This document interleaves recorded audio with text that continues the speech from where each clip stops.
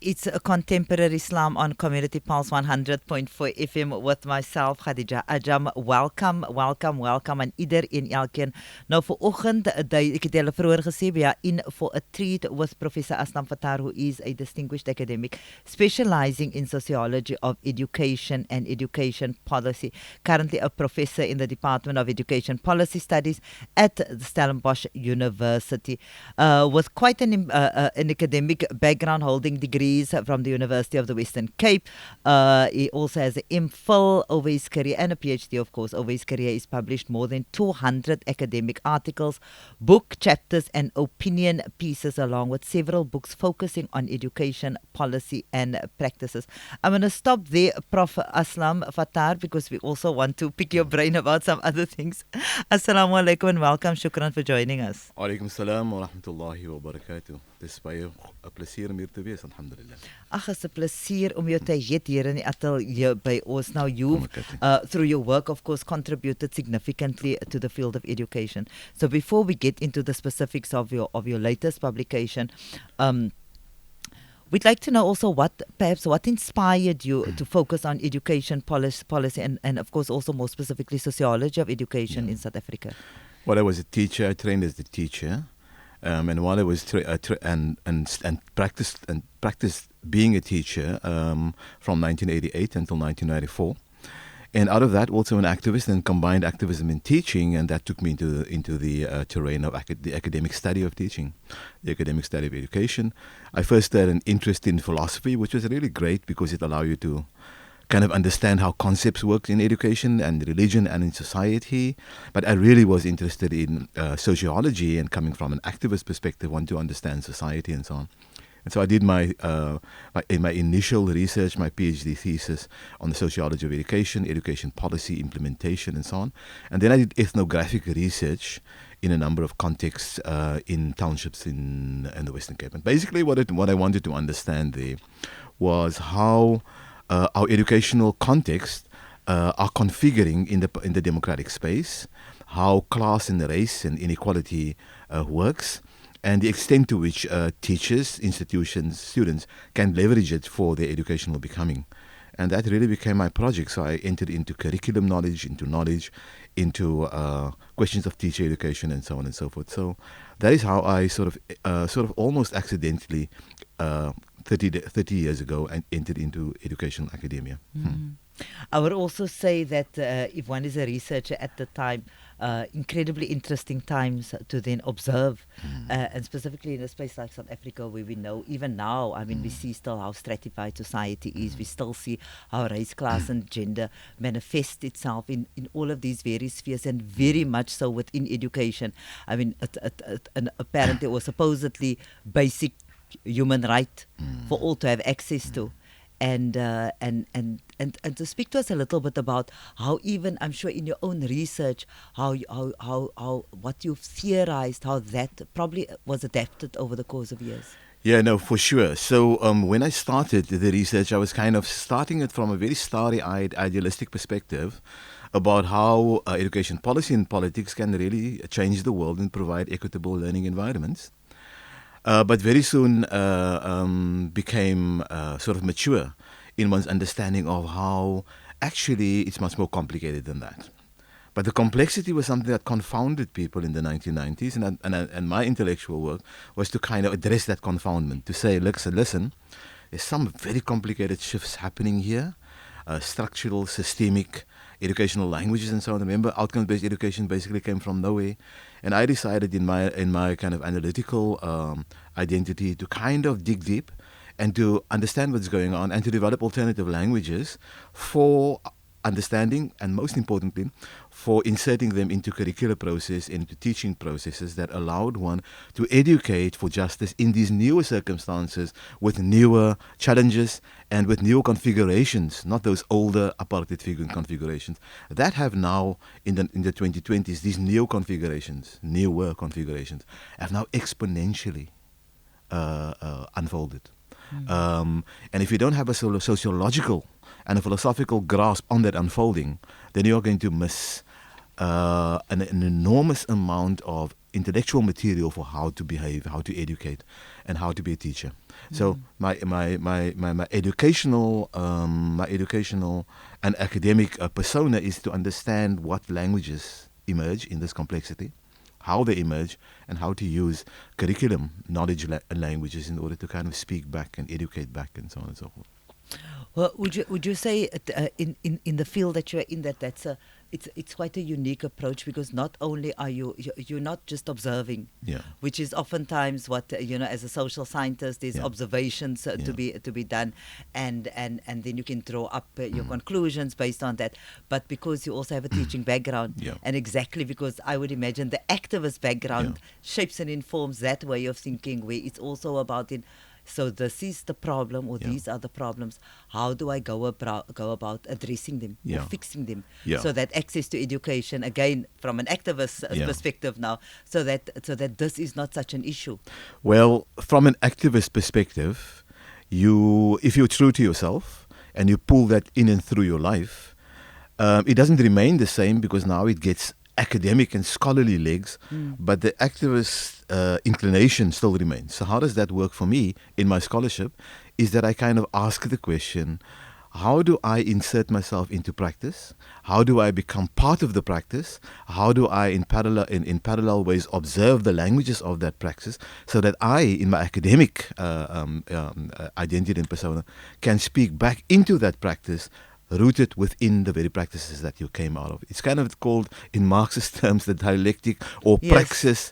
It's kind of that between, it's that combination. It is not an autonomous, limited, liberal, standing outside of the practice exercise. Or top-down situation to impose on any particular situation. Completely. So for the book all the books that I've written, all 14 of them, come out of that perspective. And this little anthology that I've written also come out of my life experience and my experience of practices, and to develop an Islamic language to kind of inform how we can attain the kind of objectives that we want to attain. Just on Monday, I'm doing a workshop fundamentally based on that life. So you think about it, that I've developed a kind of a knowledge perspective, set of knowledge perspectives in that book. Right? That is what they call in educational language a knowledge production perspective. So I have researched and established a kind of a set of knowledge perspective that I can call my own. Then, in order to download that into a pedagogical context, right, that is a different task, right? So you have the knowledge, but now you've got to download it pedagogically, so you can understand who your audience are, your students are, and so on. And on Monday, I'm taking this book and I'm downloading it for a co-creative and a co-learning experience for about 100 young people. Wow. And the idea is there that I frame, and then I step out of the way, and then I ask my students, because this is where dialectic and co-creation work, you produce. So the point about an adabul ihsan, if I may preempt the book, is to say it expresses itself in three ways. One, political and ethical justice commitments, and that is the kind of political and ethical dimension. The other one is the adab dimension, or the etiquette dimension. How do you acquire the behavior to behave politically and ethically? And thirdly, which I think is very important in these complex environments, is to stimulate in the Islamic ethical frame to establish aesthetic production, which is young people must, given the complexity of the world, given the fact that Allah may or may not be present in their life, given the intensity of the religious and the social experience, given all the dimensions that make up their lives and so on, given the confusions and the creativity by which they live, the aesthetical dimension that I want to kind of center in this, that young people have to produce. They have to produce artifacts. They have to produce art forms. They have to produce memes. They have to produce social media texts that they can express themselves and they can kind of exemplify who they are. That provides the next text for myself, for you, in order to understand what are these people communicating to us. And so that is kind of the way I've always understood my academic work and my educational work. This focus on young people, is it also exactly because they are experiencing this now?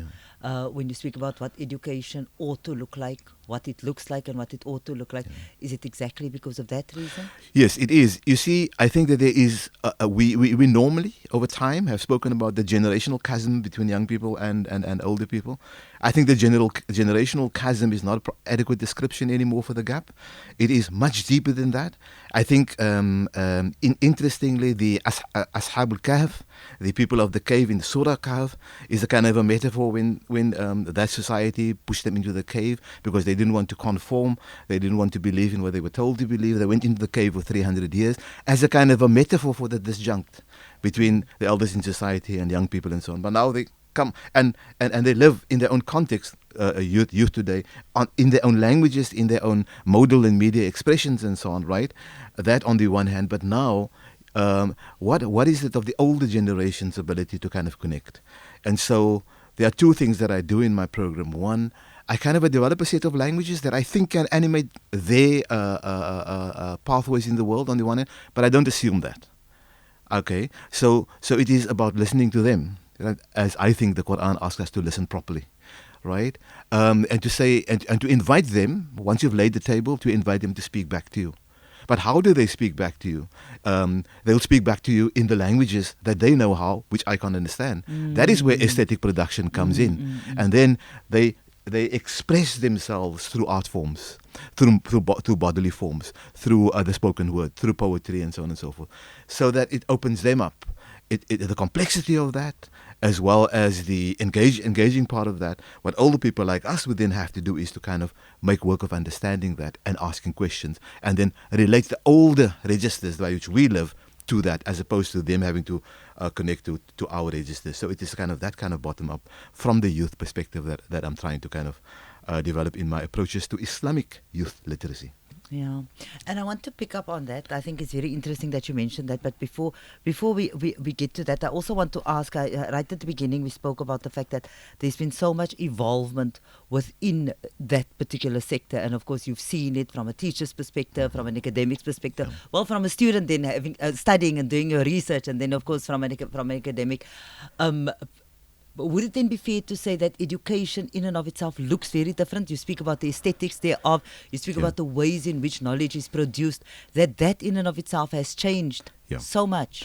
Well, I think that there is a lag between the formal educational curriculum, which is really, okay, let's talk about the school curriculum, the CAPS school curriculum. It is really a drawdown and an empty out a curriculum that fails to engage people, because the intent of the CAPS curriculum is to get people to read and write and pass in a very narrow kind of way. So they will do a set of teaching objectives and a teaching outcome objective for 2 weeks, and they get tested.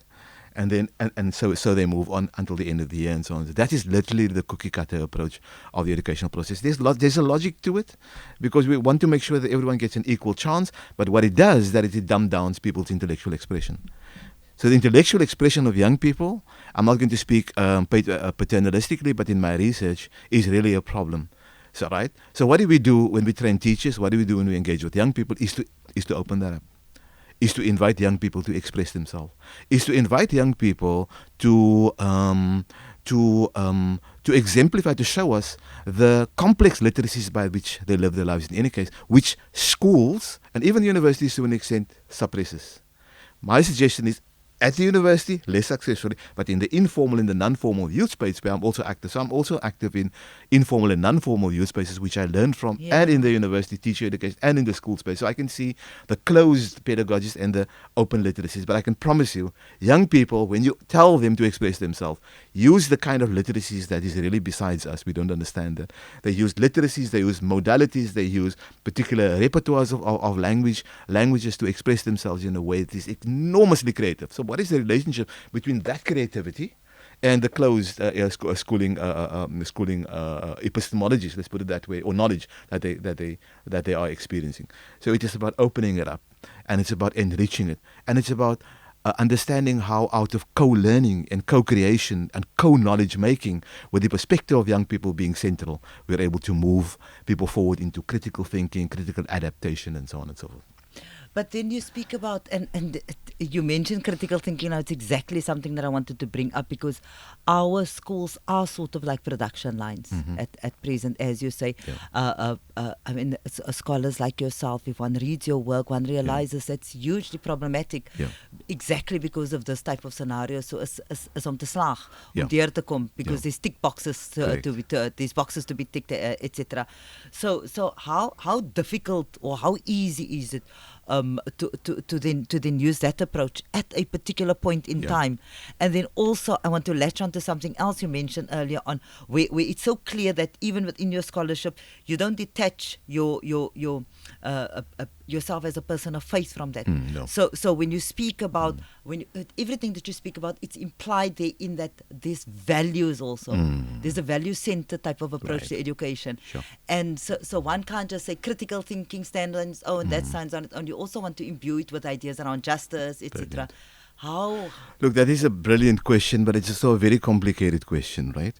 It is about holding up the integrated wholeness of one's education, educational approaches, your educational infrastructures and your educational languages, and finding ways in a very disciplined, not in a populist way, in a disciplined way of presenting it to an educational audience so that they can take it up and work. You're presenting it to yourself in the first instance, but presenting it to students. Because you have to enact it first. You have to enact it. So it is that kind of holism, but holism doesn't mean that you are collapsing and you are irresponsible in how you're doing it. There's a scaffold that you have to build from the closed to the open, and sometimes you have to move from closed to open. And in my case at university, we teach. I often teach them 2 or 3 literacies simultaneously. One is the ability to deliver that narrow curriculum. You have to, because that is what they're going to be teaching and so on. But at the very same time, you've got to kind of engage in a kind of set of educational process in and across your faculties that allows them to open up what they're engaging, to kind of open up the critical space there. And in conceptual terms, you're speaking about the embodiment of language, how language occurs to the whole body, how you educate the whole body, and so on. School knowledge in the way it is currently, it is only educating the head in a very narrow way. It's head education in a very narrow. It is not the education of the body. It is not the education of behavior. It is not the education of adab al-ihsan, right?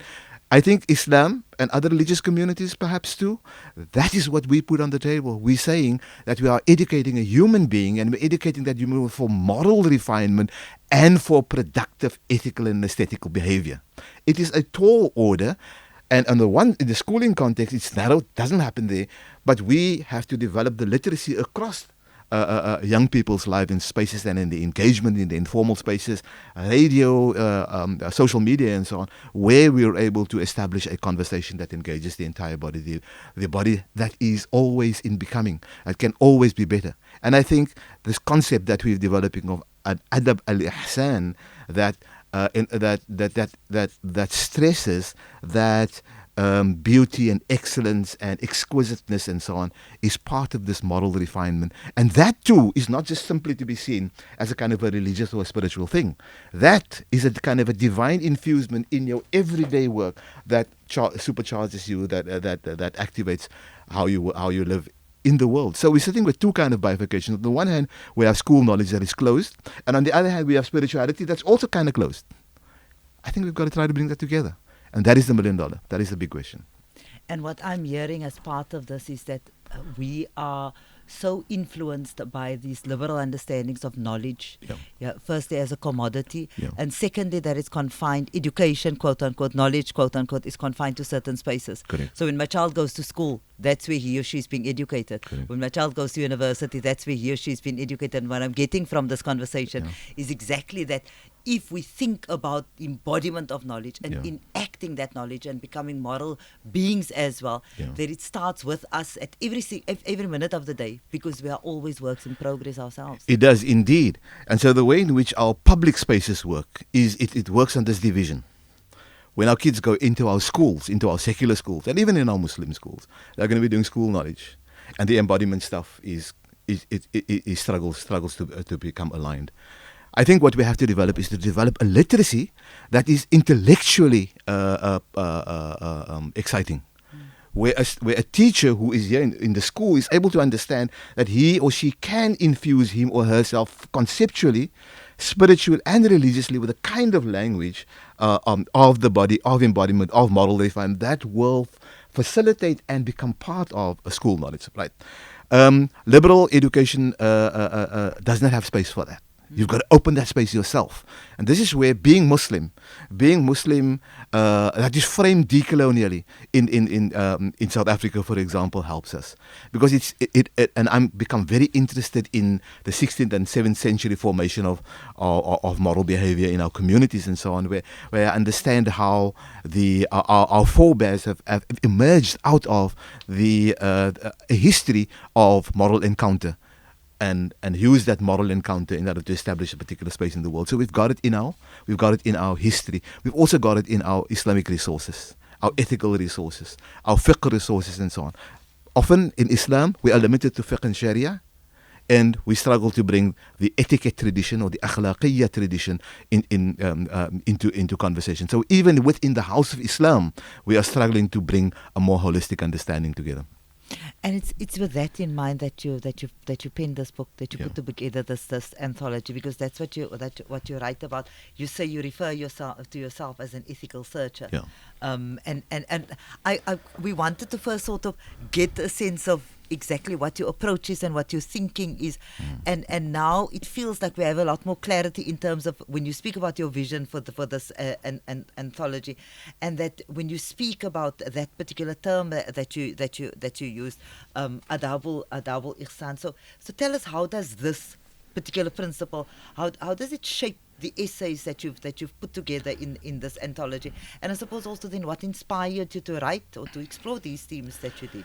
It is precisely, I think, a lot of my earlier work in the Muslim religious space has been very, how will I say this? I've been very normative. In other words, here's a recipe, here's the problem, the recipe will solve the problem. Yeah. Right? Okay. Right. That was for the first 20 years, but that's how I used to write. Okay, not as simple as that, but anyway. And then you begin to understand it's a little bit more complicated. This normativity, this recipe, is actually problematic because it surfaces certain one-dimension or two-dimensionality of the religious language or the Islamic language and so on and so forth. Life is actually much more complicated than that. And over the last 10 years, specifically over the last 5 years, I began to center, and maybe under the impact of decoloniality that asked us to look at the body. Remember 2015 students and so on? We started all shifting to that. But also more and more under the impact of the nature and the complexity of life that have now exponentially, I'm using that word, exponentially framed us as living complex life that we need mitigating resources for. It is as if life is overrunning us. It is as if life is pushing us into a particular direction, further and further and further down a particular negative direction. How do you intervene? Well, do you intervene simply with normative sets of ideas, or do you intervene with a full-on onslaught of the body and the body politic? In other words, you put your body on the line. It seemed to me that now you go to the Islamic resources and you ask that question, right? What animates, what inspires your whole persona interaction with the complexity? That is on the line. It is not simply a mind thing. That moves you away from those normative, those sharia, those historical resources into the ethical tradition of Islam. Many people will say it's a spiritual tradition. I think there's a confusion, there's a connection, but it's the ethical tradition. It's the tradition of the acquisition of virtues. It's the tradition of practicing your Islamic virtues and so on and so forth. But practicing it in such a way that it doesn't take you out of the world as some spiritual tradition would want to do, but it centers the body in such a way that it reinserts you in relation to your conversation and your cultivation of your body in relation to the divine. It circles you right back to the immediate problems that you are experiencing. So how do you behave relative to social media? If you have a mind understanding of that, it's not going to work. You have a full spiritual bodily understanding of it that will allow you to understand how to, and a disciplined bodily comportment understanding that comes from that ethical Islamic tradition that allows you to deal with media properly, that allows you to deal with the enormous social problems that's confronting you properly. It seems to me that dimension of Islam is there for us, but it's like a hidden in full and plain sight. The akhlaq tradition or the ethical tradition that we have to put to work now. And that is, you can see that is how questions of beauty, questions of hilm, questions of ihsan, questions of virtues, and how those virtues become activated in your body. That's what flows through this book. I'd like for us to discuss, and inshallah, hopefully we can do that in the future, because there's some very specific specific essays that we'd like to discuss in more detail. But I just want to get back to something else. You know, as when I say in the book you refer to yourself as an ethical searcher, would you say that part of that is also, and now you refer to decoloniality and what from glancing at the book, and I would invite our listeners, I'll give you details about the book a little bit later. You also unapologetically show how your personal experiences have shaped and informed your way of thinking, your own evolution, and your own journey as a scholar, as a person, as a human being who traverses the world and who's constantly confronted with realities like war, like disruption, like AI, like COVID, for example. Your journey going for Hajj, that was quite almost, if, for lack of a better term, almost refreshing for an academic to be so unapologetic about the fact that he is always a human being, also traversing the world. Yeah, and that again comes out of my socialization in the 80s as a young person, and into my activism, into my teaching, and into my academia. I never lost that. I still think there's a complicated story to tell exactly about why I am like that and why you might be like that, and so on and so forth. So there might be a more sort of a deeper, multidimensional autobiographical text that's worth coming through from this book. But what I do in this book is that I put my body on the line. That's number one. Number two, these essays are real-time essays. It's something that happens today, that I write about tomorrow, that I put into the public today and the day after, so that it speaks directly into the context. It's kind of a real time, right? And so the book is organized chronologically, and you can see how how the issues emerge across the text. So one of the first things that I write about is the death of the terrible death of the young UCT student. And I was asking myself, what metaphorically and practically does a Quranic language have to offer into that? But in order for me to answer that question, you had to really dig deep to understand what the real crisis of misogyny and gender-based violence in our community is, in order for you to find the right Quranic or Islamic language to do so.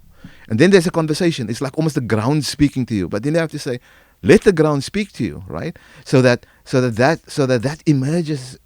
The concepts emerge from the Quran, but you will seek it. So there's also a methodology of seeking. So ground speaks, you allow it to speak, you try to make sense of it, you read up on it, you are true to what you're hearing and what you're seeing, and if you don't hear it, you do research, you speak to people, and so on and so forth. And then you approach your Islamic resources, you approach the Quran, and you literally have a literacy that allows you to find the resources in the Quran. And I can remember in that particular ayat, this is something that really struck me. I find the ayah where Allah subhanahu wa ta'ala says, and I'll just use a short piece of it, Sam'ah wa huwa shaheed. And that means literally to listen with a conscious mind to the depth of the problem as it emerges, and to confront it in the way you're seeking resolution to it. Then that translation was, for me, superseded by 2 or 3 other translations that I found. This is digital infrastructure. You can find 15 to 20 different tafsir of one ayah, right? And you can understand how you can develop sets of insights about people who translated this ayah in the 10th and 11th century, and you can bring that to the fore. And what emerged here was, it is conscious listening. Yes, that is what Allah asks us in these complex moments. But it's actually one mufassir translates it as heart listening. You got to listen with the heart, and that then appealed to me. So I have that translation of Sam'a wa huwa shaheed in there. Why heart listening? Because it seems to me, when you listen with your Sam'a, when you listen with your head and your mind, you're not engaging, right? And that engagement is limited, because our very understanding of this femicide and GBA is listening. But if you listen with your heart, you open up your entire being to listening properly, and to kind of put yourself right into the problem. And out of that, the problem emerges for what it is. And then you're able to clearly better understand where you have to move towards. That is a kind of heart listening. There's a kind of deep, mystical, spiritual listening that frames the problem in a particular way and provides the set of answers in a particular way that is much deeper and much more engaging. That is the logic that goes through the whole book. And I wanted to make mention of the fact that, yes, as you introduce this anthology, you of course start with a poem by Rifat Al-Arir, If I Must Die, and you write, if I might quote, when you speak about the fact that this is a gentle summoning of life's smallness and intimate details, and encouragement to narrate the beauty of life in the face of violence, dying, and death. This is, of course, the Palestinian poet. I want to mention that, and I also want to mention or latch on to what you were speaking about just now, which goes back to what you explained to us right at the very beginning. What always inspired you to keep doing what you're doing, and to constantly remember that we ought to be guided by a moral compass, that having an ethical framework in all aspects, in all facets of life is absolutely imperative, particularly when it comes to education. So perhaps in your concluding remarks, speak to us about that, how that really inspired you when you wrote this book, when you put together this anthology, and of course all the essays that you put together, and then connect it with your broader research, on education and social transformation. Is baie gevra, ek weet. Yeah, and let me start with Rifat Al-Arir's poem, If I Must Die. I was almost too nervous to touch it because the poem speaks for itself, right? The poem says, it's almost it's like premonitional. This man is actually, again, that was his taqdeer, actually to die. And in the act of death, just before he dies, he re-releases his poem, published in 2012, re-releases in December 2023, amid the genocide. And a day or two later, he dies, right? That is his taqdeer. So now you are afraid of undermining whatever he posits to us. And so I was very nervous. But what I'm suggesting is, in the context of his death, he invites us to live, subhanAllah. And confers that Islamic maxim of life as its most precious. You have to confer and protect life as one of the core Islamic maxims, conferring, but in the face of death. It gives us a responsibility. But the responsibility is awesome. It is about how do you live with integrity in honor of those who have died for us to live. And so the way in which you present yourself, the way in which you encounter the world has to be alert to living a life of integrity in honor of those who died. But it also, at the kind of conceptual level, forced me to ask the question, what is the conception of dying and death within our modern lives? And the answer is that we don't account for it. This algorithmic life, death is suspended, because the ever perfectibility of the fitra is almost kind of made possible by the algorithm, because you can become better and better and better and better.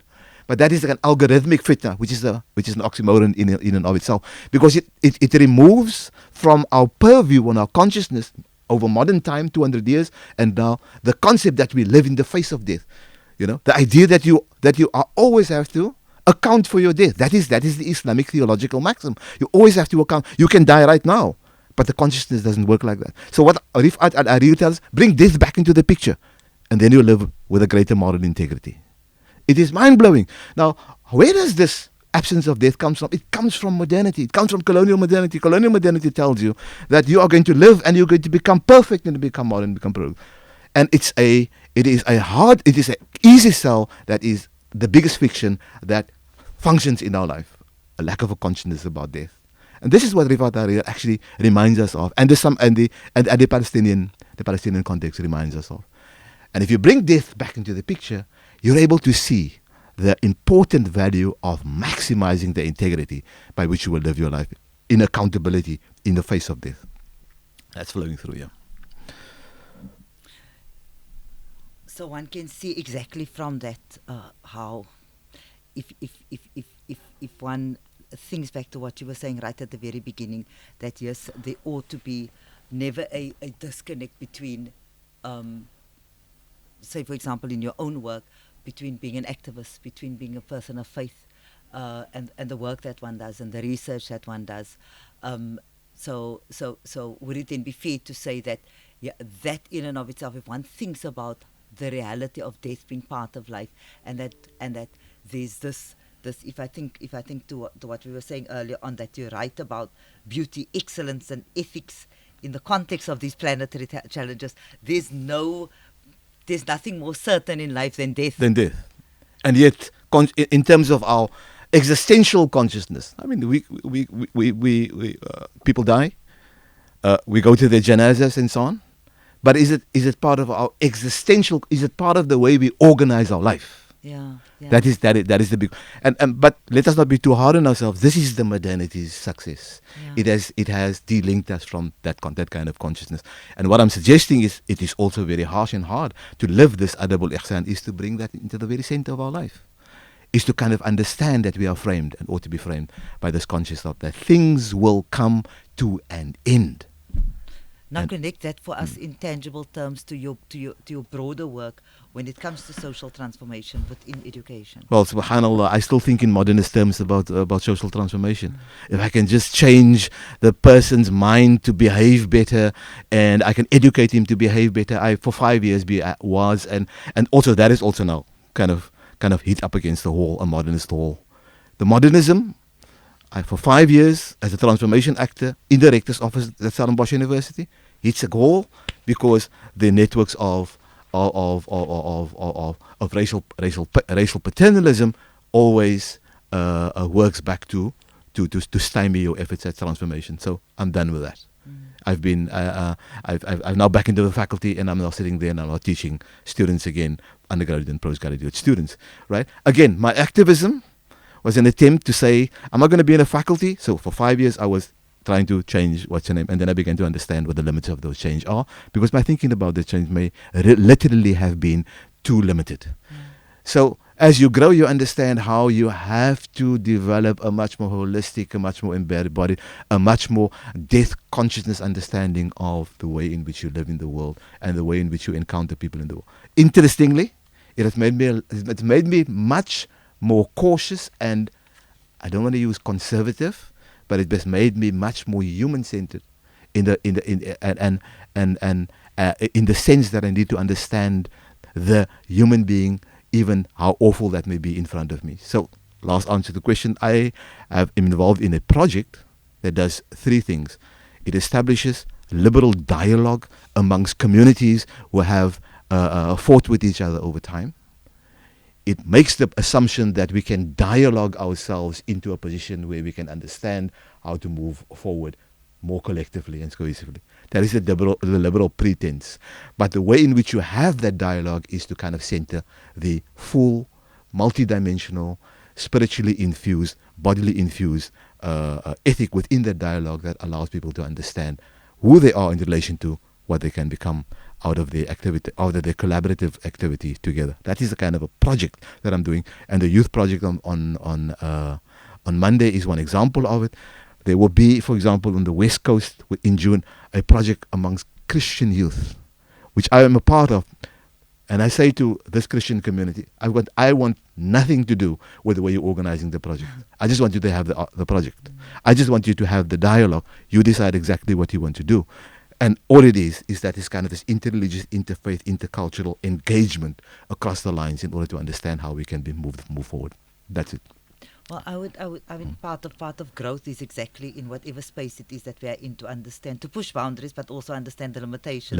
And clearly that's what you've done over the course of years in various spheres. Right. I mean, pushing both boundaries, but also understanding that. And one looks at this book and sees that it really is in so many ways a coming together of those various facets of yourself. It's personal narratives, it's academic insights, but it's also global concerns. Yeah. And I would invite all of our listeners, get yourself a copy. Prof, can you tell us where we can get it? It's entitled Cultivating an Ethics of Beauty and Excellence in Planetary Times and Engaged Muslims Anthology. Where can we get a hold of this? At most of the modern mainstream bookshops, but also in our community bookshops such as Academia, the bookshop in so at the Academia Library, and also OCAF, and at OCAF and so on and so forth. It's not at enough local agency and be working on that. But you can get it also on Take-A-Lot. You can get it exclusive. You can get it at all these mainstream bookshops, inshallah. So if you must just look for Prof Aslam Fataar's book, Cultivating and Ethics of Beauty. I mean, you'll find it on Take-A-Lot and on exclusive books. Also, you can message me on 07816 11 12, and I will tell you where to get it. And then finally, just that cover. That is the cover of the Istiqlal Freedom Masjid in Indonesia, Jakarta. It's beautiful. Yeah, and we look at the aesthetics. You say, subhanallah, this is ihsan. Absolutely. Yeah. Absolutely beautiful. I took that picture myself, mashallah. Okay. You took it yourself? Yeah. Oh, wow. Mashallah. The author and and you took the cover photograph. It's absolutely beautiful. Please do get hold of your copy. We'll continue this conversation. Then, of course, we'll focus on some of the essays in here. Sure. Prof, the time really flew. Shukran so much for your time. Afwan, jazakumullah khair. Shukran for having me, mashallah. Assalamu alaikum. Wa alaikum salam wa rahmatullahi wa barakatuh.